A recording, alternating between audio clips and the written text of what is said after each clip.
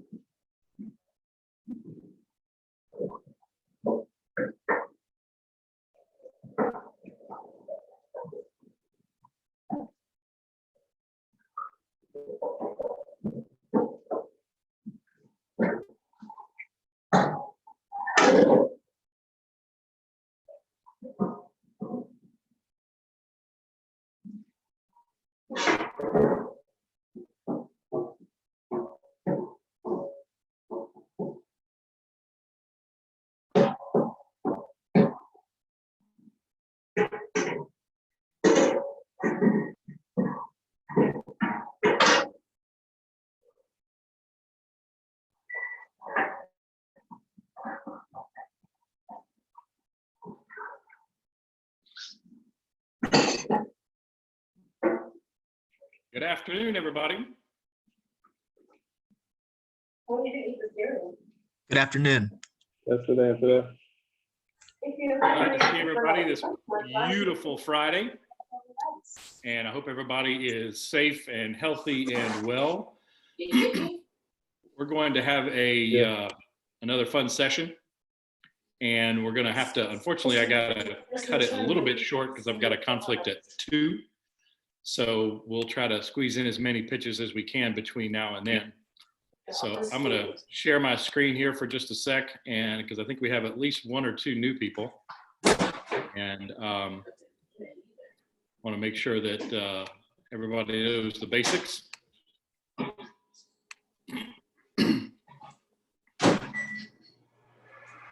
So again, just to reiterate, my name's Kevin. I started pitch practice 7 years ago, almost, well, 7 years ago in May, and we gave it a name in June. And I started it because I needed help with my pitch, and I didn't know how to do that. So we created this this meetup and asked a few people to come, and we've been doing it ever since. And what we came up with during that time is a little formula that I will scroll down to. And this formula enables people to start with a with their pitch and excuse me, and start with a blank slate and move on and create a simple pitch. So that formula there. Somebody here, Kimbo, are you listening? Kimbo. All right, now we're good. So that formula is, I don't want to call it a formula. It's a structure. Start with a blank slate and come up with a pitch. Your name, your company, the problem you solve, how you solve it, who's your customer, and what do you need. And those things should be in your pitch. You don't have to do it this way, but it does work.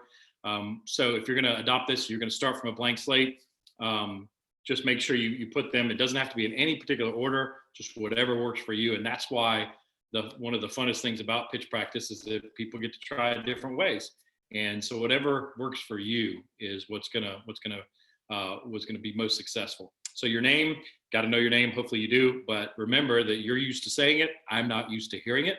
So say your name really slow and really clear. Same with your company. If you got one of these mishmash names, hold up a poster, wear a hat, get a t-shirt, something like that. And a couple of weeks ago, I was reminded that we don't know how long this remote world is going to go along with the COVID-19 out there. Could be weeks, could be months. We just don't know. But I think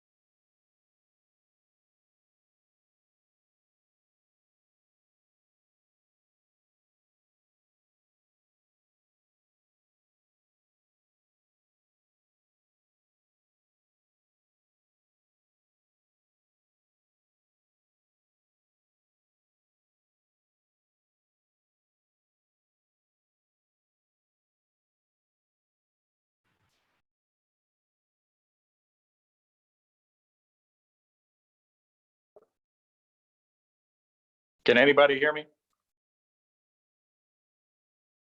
Yeah, you're back now. Thank you. I apologize for that. For some reason, my computer just does not like Wi-Fi lately. Brand new Mac, and it doesn't work. So not going to share my screen from here. I'll just keep on going. The problem, is that where I lost you, is when I was describing the problem? Yeah, somewhere right in there. Okay. All right. So I'll start again with the problem. The problem is the most important part of your pitch. You got to understand what the problem is, and the problem is not about you. You may have lived it, you may have experienced it, you may have solved it, and hopefully you have. But you want to be able to articulate the problem in the words that your customers, your prospects can understand. And to do that, you have to know who your customers are. Great example is Amazon. They opened up, worked for 4 years, and went public selling nothing but books.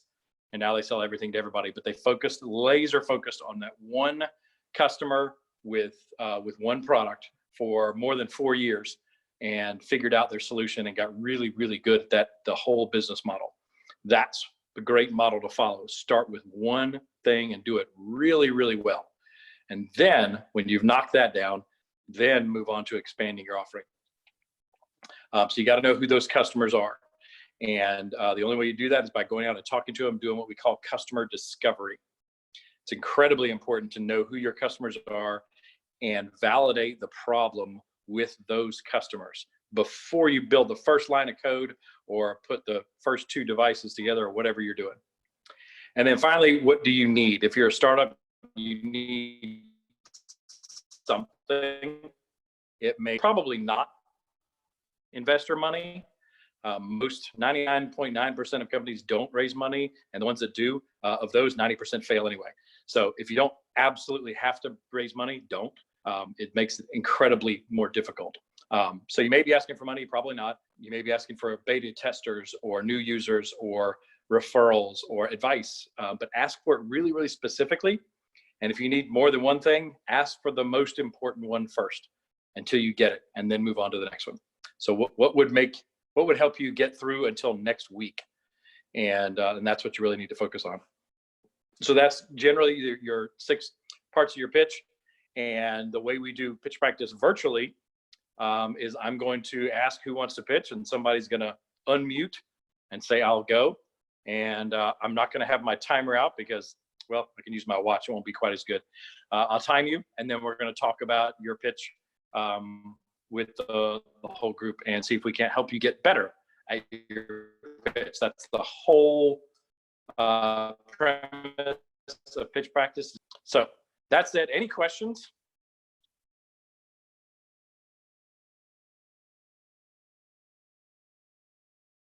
All right, that's a long enough of an awkward pause. Who is going to pitch first?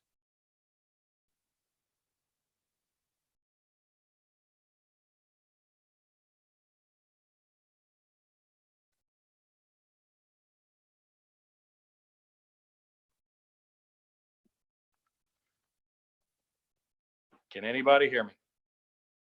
Yes. Is nobody going to pitch?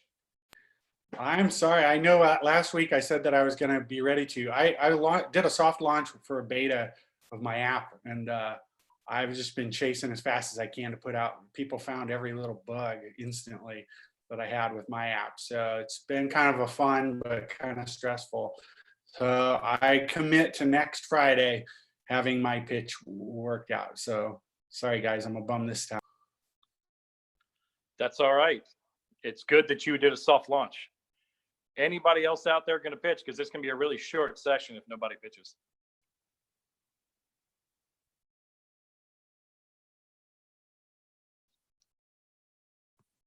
Hey everybody, I'm Kimbo, and I'll go ahead and this is very scary, but I think I'm ready to just go for it. All right, Kimbo, I appreciate that. If you could do me a couple of favors. One, turn on your camera so we can see you. And Okay. second, if everybody else, including myself, will mute, we'll give Kimbo the floor. Okay, so I'm here. So my nickname is Kimbo. My real name is Kimlin Teague, and today I'll be talking to you guys about Oxen. Oxen is a health online personal training platform. And right now, with everything that's going on with COVID-19, a lot of people, rather just ongoing gym members, they're not able to have access to a gym, or even their local gyms at their maybe their apartment complexes. So a lot of people are just sitting at home or not as active as they once were. So that is a big problem right now, and just a big solution is online training. Okay, you have a lot of trainers right now that's going virtual, that's training people, and I definitely believe that's a great step to keeping people healthy. And with Oxen, not only do we do personal training and making sure that people are exercising, but we also hold people accountable as far as nutrition and just making sure that their mental is intact, sending out personal messages and accent on well-being, and doing breathing techniques and things of that nature to help them just stay at ease and improve in that aspect. Customers are able to pay one time, month to month. There's no commitment, because with everything that's going on, we're not sure how long this will be going on. And yeah, just moving forward, I would like to know, is online training something that you ever considered before? All right, thank you, Kimbo. So one of the first questions, you've never been to pitch practice before, have you? No, sir. Okay, well, thank you for coming. Thank you for stepping up and pitching. The first question I ask is, how long do you think you just talked? Ooh, how long? I think I talked about 3 minutes, 3 or 4 minutes. Oh, goodness. Be nice to yourself. It's a minute 45. Okay. So this is a good point to bring up. The whole 30-second thing is it's just a bar that we measure against. Okay. It's arbitrary. And so the reason we measure against 30 seconds is so that when you're at hopefully soon at a networking event, or maybe even online where you got 50 people there, and somebody says you got 30 seconds or whatever, you want to be able to get your whole idea across and get somebody interested in that short period of time. And yes, the goal of the 30-second pitch, there's only one goal, and that's to get the next meeting. So knowing that, what you want to do is focus all your energy into that end, which is, what do you want the audience to do? And you get to there and work your way there in 30 seconds. You start and work back. So you talk for a 1 minute and 45 seconds, according to my clock anyway, and who knows. Now I'm going to ask the audience, we already know your name. I'm going to see if anybody got the name of your company. Did anybody get the name of his company? No, I think he said it, but I don't remember it. Yeah, I don't either. Kimbo, what's the name of your company? Soft Fed or It's Oxen. Oxen? Oxen, yes, sir. How do you spell that? OXYN. Cool. Nice short name. Okay, so that's not a word we normally use. So if you're pitching virtually, have that on your background, or maybe wear a hat or a t-shirt, something, or spell it out, because that's nice and short. You can say it's Oxen, OXYN. Yes, sir. What is the problem that Oxen wants to solve? Right now, the biggest problem. Not you. Oh, okay. You already know it. I'm trying to see if your message got across to anybody. Okay. That people are home and not working out or don't have access to their gyms. So they're not working out as much. Is that correct, Kimbo? Yes, that's part of it. I wish I would have cleaned it up, but yes, that's the big. Yes. Okay, good. And how does he solve this problem? I'm assuming it's a mobile app that I heard the piece about. You sort of send maybe some motivational quotes or inspirational information to your users. Yes, keeping people empowered and motivated to continue training and pushing forward through adversity, especially for clients who are maybe new to training, especially just online training and everything that's going on. But yes, the platform is done. It's not done on the app just yet. Right now it's done all 100% from Zoom, but I also send design program workouts as well. Okay. And who is his target customer?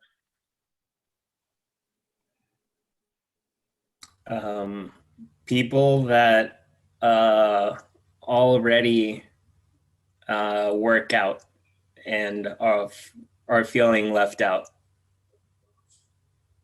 when they can't go to the gym.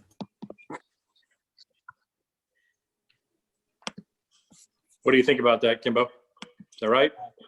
Yes, yes. Okay. And what did he ask for?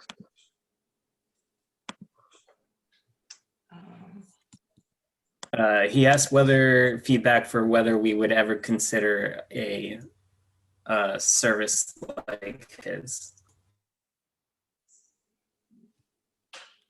So, Kimbo, what do you need most? I mean, you've kind of, I assume you've already kind of launched your service. Yes, sir. What would help you? Sorry, go ahead. Go ahead. Oh no, I was gonna say what I need most. I would say is just someone who feel like they need someone to help them push them through to reaching their physical fitness goals, and maybe doing some things that they want to accomplish, but they feel like they don't know how to get there themselves. All right, so you're looking for client referrals. Yes, sir. Okay, so if that's what you're asking for, make that what you need to hone down. What you need to narrow in on is that the exact audience that you're looking for. And I think you kind of got close to it right then when you just described that. Somebody who knows they need motivation, knows they need a third party to hold them accountable. Is that fair? Is that a good statement? Yes, sir. Okay. So when you say, when you're asking, ask for, hey, I'm looking for new users of our platform, and here's what those users look like. So think back about Amazon. In 1993, Jeff Bezos was this geeky looking fella, and he said, I want people to buy books over the internet. And most people thought he was crazy. But he was looking for one kind of person. Are you an avid book reader? Buy your books from Amazon. And so you want to narrow that down as specifically as possible. Yes, eventually you want to reach the whole world, but right now you want to get one. Yes, sir. And so you want to ask for that kind of person, that kind of demographic, whatever it is you're looking for, really, really specifically, because the more specifically you can ask, the more specifically I can answer. Okay. Make sense? Yes, sir. Okay. All right. Who else has feedback or questions for Kimbo here?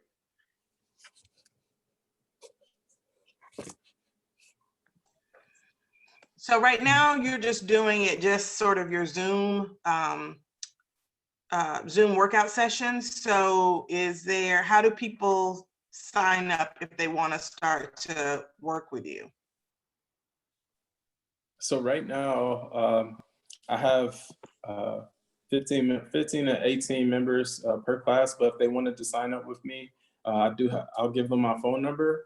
I send them the Zoom link. I add them through a private social group that I have, and then we motivate each other in there, hold each other accountable, and then I send the links out that way. But I am releasing on my birthday on Sunday, actual website with the portals and everything that goes directly into the Zoom links.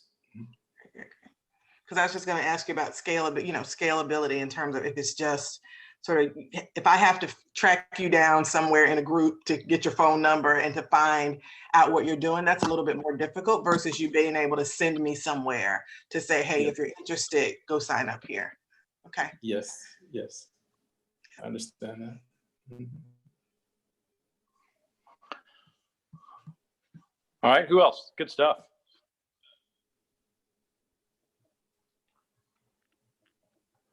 So I'll give some here. You went, like I said, for 1:45. So you want to shorten it at least a little. And so I think it's very, yours is not a complicated thing. It's very clear. So you could shorten it by just hey, I'm Kimbo with Oxyn, OXYN. If you're stuck in your house and you still need to work out, I'm the guy to motivate you, and we'll do it online.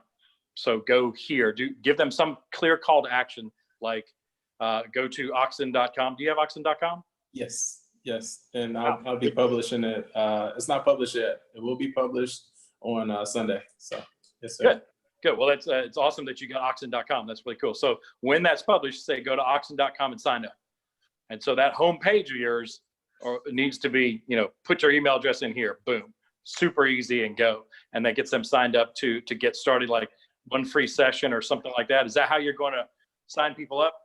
Yes, so I do free health assessments, health consultation via Zoom, where I ask questionnaires on Zoom like we are now. I'll be on a one-on-one.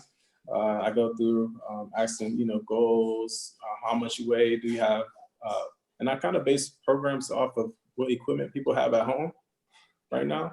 And if they don't, they can purchase it. But we'll go through a health assessment where so a few exercises just to see like their strength levels, and then we'll go from there. They can either opt to do a one-on-one session, or they could join the boot camps that we do, and then we talk a little bit more after that about how they want to continue doing. All right. So how do you condense all of what you just said? Kind of that's what you do first, down into one sentence, which is go to oxyn.com, sign up, and your first hour will accomplish more than you'd ever imagined, or something like that. To get people, just because you want people to sign up, and whether you're given a free half hour, free hour, whatever it is, or health assessment, that's what am I going to get out of that is what I need to know. Okay. When you're talking. Oh, sorry. Go ahead. The other thing I was going to ask is, so out of all of the tens of thousands, probably of people that are in the fitness industry right now that are trying to do the same thing, what makes you different? Tell me a little bit about I think either something about your background that gives you credibility in this space, or if you've got a personal story, or if you've got a testimonial from people whose lives you've helped transform, some way you want to, it may not end up in your 30-second pitch, but when I go to Oxyn. I want to, when I go to Oxyn, I want to see something about that, because everybody who is a personal trainer right now is doing Zoom sessions. I want to know what's different about you and why I should call you. And some of it too may be around getting very specific about your customer. Is it people who never exercise, people who do exercise, just kind of,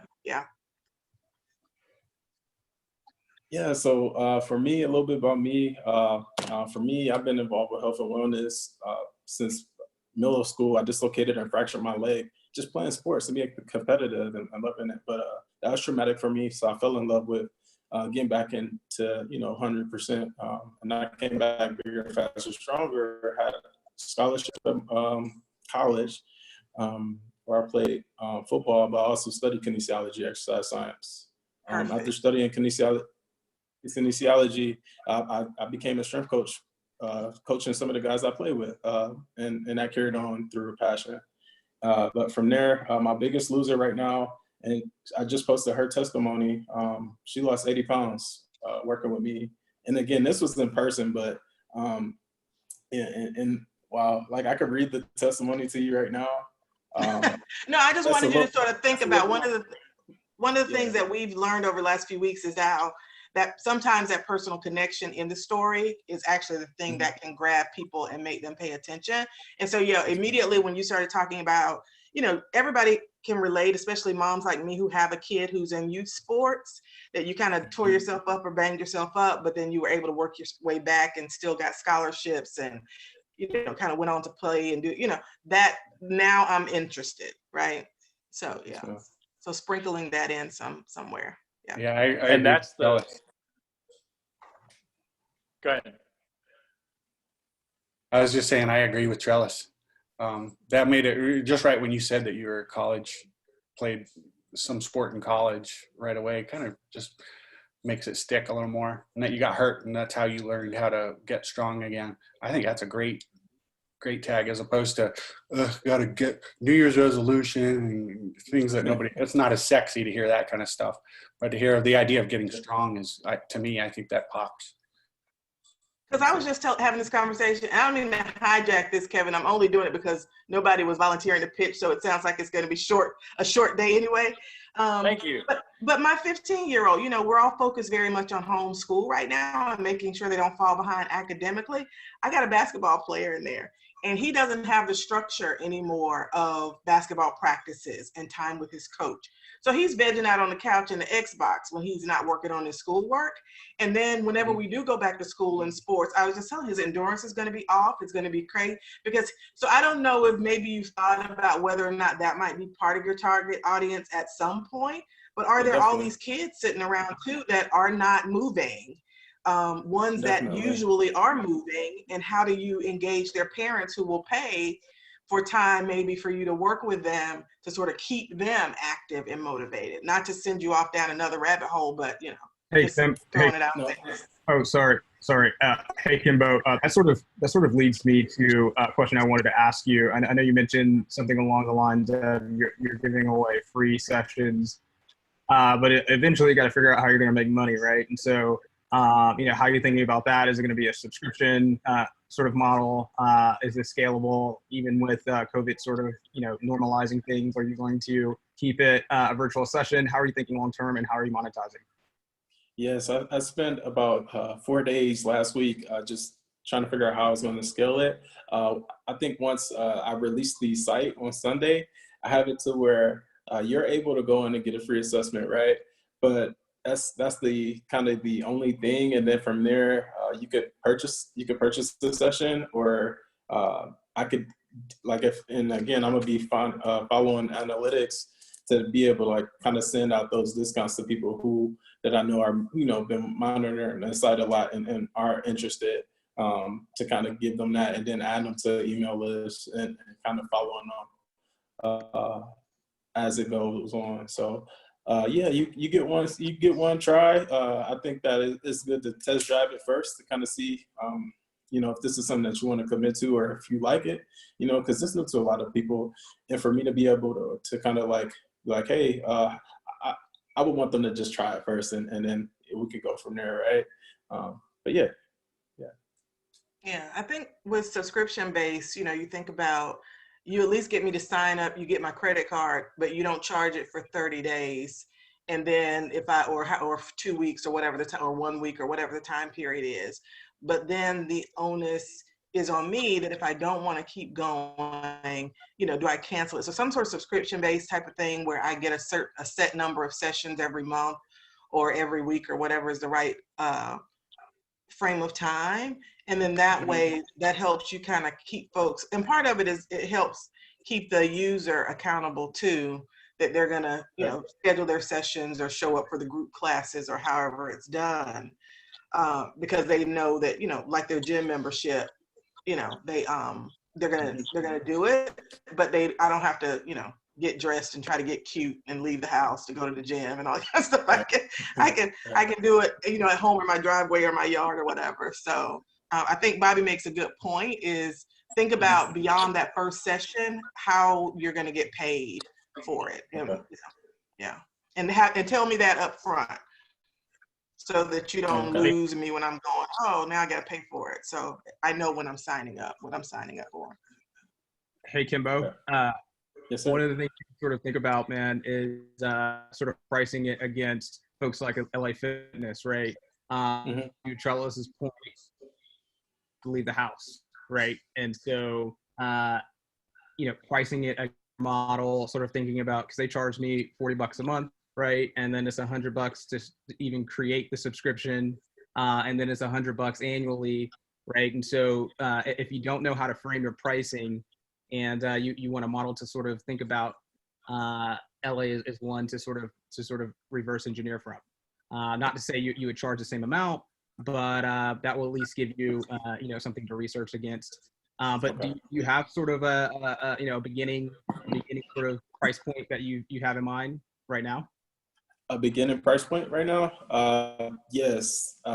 It's not set right now, but yes, I have a price list for, because the services that I do offer is one-on-one sessions, and I also do the boot camps, but I also do is a private group. So say like if you got a group of friends or you got an accountability group, and hey, we have friends all the time. We're like, hey, are you looking to train? You trying to lose some weight? Like, I know I got this trip up, got coming up. Excuse me, stumbling over my words, but you could do that. Like, you guys could, and it's a minimum of 5 people, and we could go from it like that. But yeah, there's different price points, and I do have incentives as far as like just discount rates to help. It just depends on what works for people and what they see the value. I wouldn't recommend getting bogged down in any of that stuff with your 30-second pitch. A vague thing that says you're going to get premium membership or is people will pay. Me personally, I'm shooting from the hip saying that, but that's a rabbit hole, and that could. Some people are just their eyes are going to gloss over when you start talking about that. I think people would get it if you say they're going to pay in some degree or another. It'll be discount programs or something, but I wouldn't delve into it. So think about again that what do you want people to do, and back into that. So you want people after Sunday, you want them to go sign up for their first free session, whatever that looks like. Back up from there. So you're telling your story about how you've been beat up and you've come back, and now you're positioned to motivate people, especially remotely since everybody's locked down. And here's the value you bring to this certain kind of person. Go to Oxen, right? Oxen. Yeah. Yes, Oxen.com. Yeah. You got to wear the hat. You got to wear something. Go to Oxen.com and sign up for your first free section, and I'll give you a health what'd you call it? Assessment. Health assessment, yes, sir. Yeah. Boom. That's it. And all that other stuff that we've been talking about, or what you can do later, what you can do, that's for the next meeting. So when somebody signs up for that first session, you want to instantly book them. And we're talking about way after your 30-second picture. You instantly book them. And then after that session or during that session is when you explain to them, all right, here's what we're going to do today. Here's what we can do tomorrow. And so you've got that first meeting, if you will, with your pitch. But then once you've established value, then you can give them the rest of the pitch. And I'm telling you, I'm living an example of this right now in my company. I don't own the company, but I'm CMO at FinSync. We've struggled for a long time with what to put on a landing page and what to put in a marketing email. And for a long time, but before I got there, it was just give everything. You got to give them the whole message. And they put that in an email or a marketing ad or whatever, and they get to a landing page, it's got even more. And it never converted, and it never clicked. And so yesterday, we did after building everything out in HubSpot, we did a very simple thing. We said a free SBA PPP loan forgiveness calculator. Give us your email address. Boom, like 37% conversion rate, just off the charts. Wow. When you ask for something simple and you give a simple value, the two will meet and you'll convert. All right. Okay. Kimbo's a cool name, by the way. Appreciate it. Thank you. Yeah, it is a cool name. All right. Anybody else got questions or feedback for Kimbo? No, good job. Best of luck. Hey, I would say one more We'll thing. be looking for Oxen. Yeah, if I had one thing to say, it might be besides the 30-second pitch. I would focus on the magic sauce right now. Find out what your chemistry is and making it fun. I think you sorting out the nuts and bolts of the details that are going to be on the back end, none of that matters if it's not fun and it doesn't start catching fire. I'd give people free accounts. Don't worry about the paperwork right now and who got freebies. And they said they'd get 2 free ones and they got 4 free ones. If you don't figure out the magic sauce and make it fun, and the whole thing's for naught, So, and you've seen fun once you start telling your story and getting into it. That's where the arrow needs to start pointing, and then you can send us some money when you're rich. Or at least offer us the opportunity to invest, Oh yeah, I got you. Definitely. All right. Good stuff. Thank you, Kimbo. Well done. Thank you. All right. Well, Kimbo was the first one to. We're happy to do it. Who else is going to pitch? Bobby? Hey, I would still go with my default, and I'm still iterating on it, so it probably isn't. I got enough feedback on that. It still needed to start to fix the call to action on it. We're going to let you by. Anybody else? If nobody else has one, can I just review the points that we go over real fast? Because I'm committing to next Friday. By darn it, I'm going to do it. Absolutely. You give your personal name. Could be just your first name. Doesn't matter, just as long as a name and it sticks. Your company or your product. Yep. A company, or if you don't have a company name, you don't have to. Obviously, you don't need to skip that. Okay. Problem. And then solution. And solution, let's say you don't need to get into the deep things. You just say, my widget fixes this. Correct. Maybe a very short, exciting sentence, and then how are you going to make money off it? And then what is your ask? Am I missing anything? We'll go back to the previous one, how you make money. That sounds like you're leaning towards a business model, which you may want to figure that out, but what's more important is who is going to pay you. Ah, okay. It's about getting that first customer. Again, think Amazon. I mean, some of y'all weren't even born in 1993, and that's okay. But when Jeff Bezos said, he gave his vision, he said, e-commerce is it. We're going to be able to sell anything over the internet. People thought he was insane. And of course, he was like 28. And he was a finance guy from Wall Street. People thought he was crazy. And he said, we're gonna start with one thing. We're gonna sell books to book readers, avid book readers. So he narrowed the whole world down to one type of customer. And that was, look at him now. That speaks for itself. They found that one customer, and they iterated until they nailed that business model. But the thing that came first was that one first customer. You have to know who your very first customer is, so you can get 10 just like them, and then 100 just like them, and then 1,000 just like them.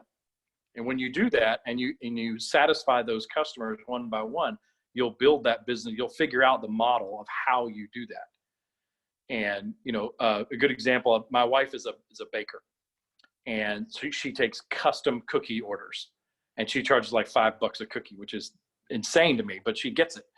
So, but she's her audience is a very specific kind of audience. It's always female, always a special occasion, whether it's a specific occasion at an office or a birthday party or an anniversary, always.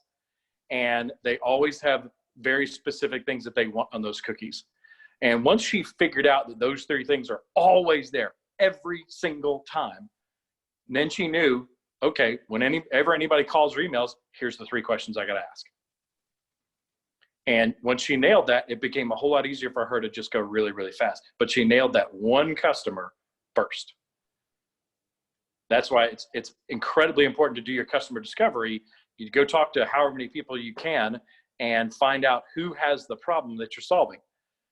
And fall in love with the problem, not the solution. When you fall in love with your widget, well, what if A, somebody builds a bigger widget, B, your widget doesn't work, or C, they don't like your widget? You're done. So when you fall in love with that problem, I'm going to solve this problem. I don't care how it looks. If the problem is transportation and the best way to get it is a donkey pulling a cart, you win. If it's a Tesla, okay, you got to build that. But if you fall in love with the problem and solve it for every customer, you will win. It'll happen over and over and over and over again if you have identified a big enough problem. Does that make sense?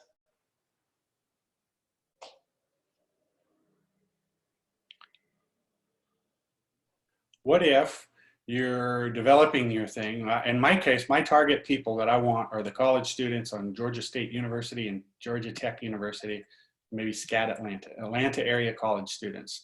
Okay. Now they've all disappeared. And I think in the interim, I can approach people I've been doing a soft launch on Facebook. and asking my friends that I graduated high school. A lot of them have different demographics. They have like 13-year-olds and 15-year-olds. So I can make do some beta testing with that, and I'm getting some reception from it, but it's a little bit weird because it wasn't my initial target demographic.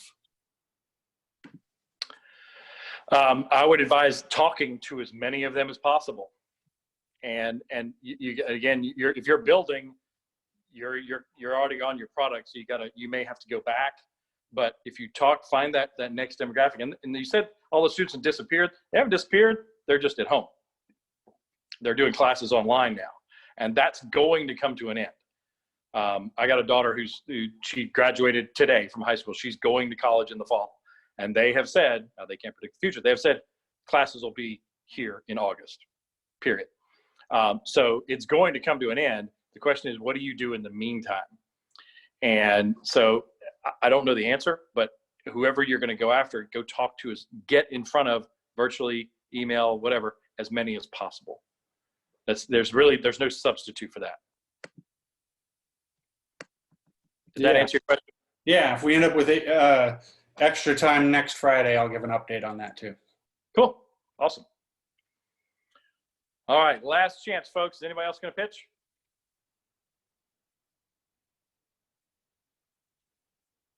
All righty then. It's been a pleasure. Have a fantastic weekend. Get outside if you can. It's going to be absolutely gorgeous. Thanks, Thank you. Kevin. You too. Bye, Kevin. Thanks, everybody. Kevin. Bye, everybody. Kevin.